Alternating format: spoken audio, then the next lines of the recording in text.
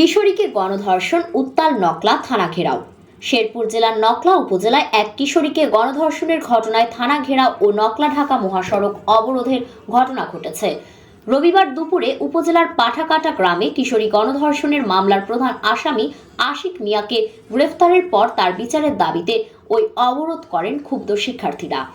রবিবার দুপুর 1:30টার দিকে নকলা উপজেলা বৈষম্য বিরোধী ছাত্র আন্দোলনের প্রতিনিধি এস.এম. মাসুম ও রাইয়ান আল মাহাদি অনন্তের নেতৃত্বে বৈষম্য বিরোধী ছাত্র আন্দোলনের নেতৃবৃন্দ, এলাকাবাসী ও স্কুল কলেজের শিক্ষার্থীরা গ্রেফতার হওয়া আসামি আশিককে বিচারের জন্য তাদের হাতে তুলে দেওয়ার দাবি জানিয়ে আন্দোলনে নামে এবং নকলা থানা অবরোধ করে বিক্ষোভ প্রদর্শন করতে থাকেন।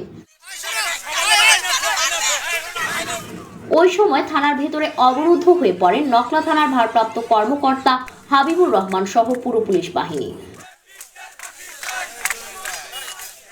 ঘণ্টা দেড়েক পর বিক্ষোভকারীরা থানা ছেড়ে থানা ফটকের সামনে ঢাকা শেরপুর আঞ্চলিক মহাসড়কে অবস্থান নিয়ে বিক্ষোভ প্রদর্শন করতে থাকে।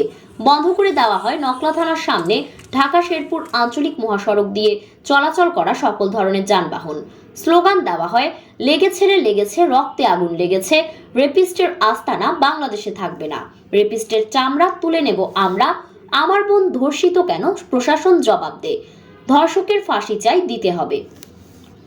খবর পেয়ে বেলা 4:30টার দিকে নকলা থানায় আসেন শেরপুরের অতিরিক্ত পুলিশ সুপার আব্দুল করিম।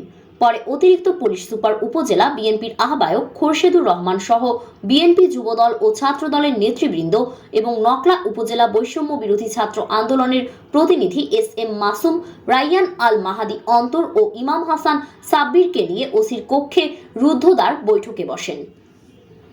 প্রায় 40 মিনিট ধরে চলা বৈঠকে অতিরিক্ত পুলিশ সুপার আব্দুল করিম ধর্ষণ মামলার অপর আসামিদের দ্রুত সময়ের মধ্যে গ্রেফতার করে দৃষ্টান্তমূলক শাস্তি প্রদানের আশ্বাস দিলে থানা থেকে বেরিয়ে যান নেতৃবৃন্দ।